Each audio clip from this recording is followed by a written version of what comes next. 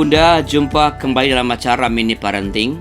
Dalam acara ini kami akan menyampaikan beberapa tips pendek tentang bagaimana kita mendampingi anak-anak yang telah Tuhan anugerahkan dalam pernikahan kita. Saya Pendeta Arlianus Larosa. Ayah bunda, seorang ibu bercerita bahwa anaknya berusia 4 tahun. 4 tahun sangat lekat kepadanya. Anaknya akan menangis jika ibunya tak berada di sisinya. Nah, apakah keadaan seperti ini baik-baik saja atau perlu diwaspadai? Ayah bunda, kelekatan anak terhadap orang tuanya ternyata dapat berpengaruh buruk pada proses perkembangan kemandirian anak. Menurut Steinberg, ada 3 jenis kemandirian. Yang pertama, kemandirian emosi. Mandiri secara emosi berhubungan dengan hubungan emosional anak dengan orang-orang terdekatnya. Anak yang mudah menangis saat ditinggal sebentar oleh orang terdekat perlu dilatih mandiri secara emosi. Anak lekat dengan orang tua itu wajar. Namun, jika kelekatan itu membuat ia tidak dapat berpisah dari orang tua, itu perlu diwaspadai. Sebab anak perlu tetap merasa aman walaupun ia tak melihat orang tua atau orang-orang terdekatnya ada di sekitarnya. Anak perlu dilatih untuk secara bertahap merasa aman walaupun tak melihat orang tuanya atau orang terdekatnya ada di sekitarnya. Di usia 3 tahun misalnya, anak dapat dilatih dengan meninggalkannya di ruang sekolah minggu bersama dengan kakak sekolah minggu, atau meninggalkannya di ruang kelas bersama dengan gurunya. Atau di masa pandemi ini, anak dapat ditinggalkan sebentar untuk berbelanja sayur atau ke supermarket dan membiarkan anak di rumah bersama tentu saja seorang yang dapat menjaganya. Hal-hal seperti ini dapat melatih anak untuk merasa tetap aman walau tanpa kehadiran orang tua. Jenis kemandirian kedua adalah kemandirian kognitif. Hal ini erat kaitannya dengan kemampuan anak dalam membuat keputusan. Kemandirian kognitif bisa dimulai sejak dini, sekitar 2 atau 3 tahun, dan akan terlatih seiring dengan berjalannya atau bertumbuhnya atau bertambahnya usia anak.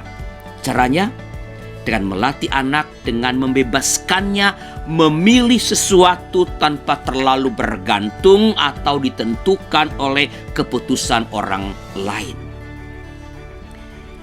Ketiga, kemandirian nilai. Anak memiliki kemandirian nilai ketika ia memahami hal yang benar dan yang salah, membedakan yang benar dengan yang salah. Kemandirian nilai merupakan kemandirian yang cukup sulit untuk seorang anak, tetapi bisa dilatih sejak usia dini. Biasakan anak untuk berpikir logis dan mengajarkan konsep benar dan salah, baik dan buruk, tanpa menyerang pendapat orang lain yang menurutnya keliru atau salah.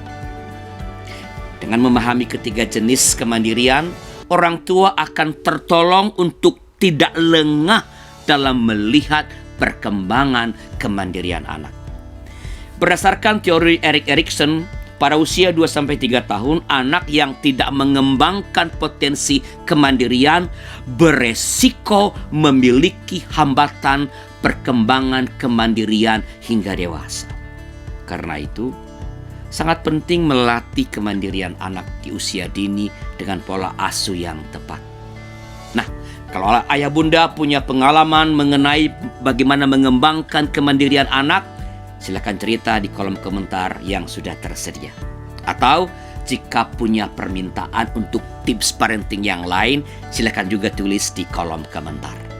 Sebagai penutup, ingatlah, bila ingin berhasil menjadi orang tua yang bijaksana bagi anak-anak yang telah Tuhan anugerahkan dalam pernikahan kita, berilah waktu yang memadai untuk beraktivitas bersama dengan anak-anak.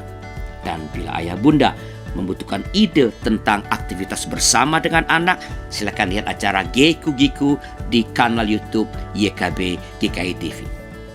Itu saja.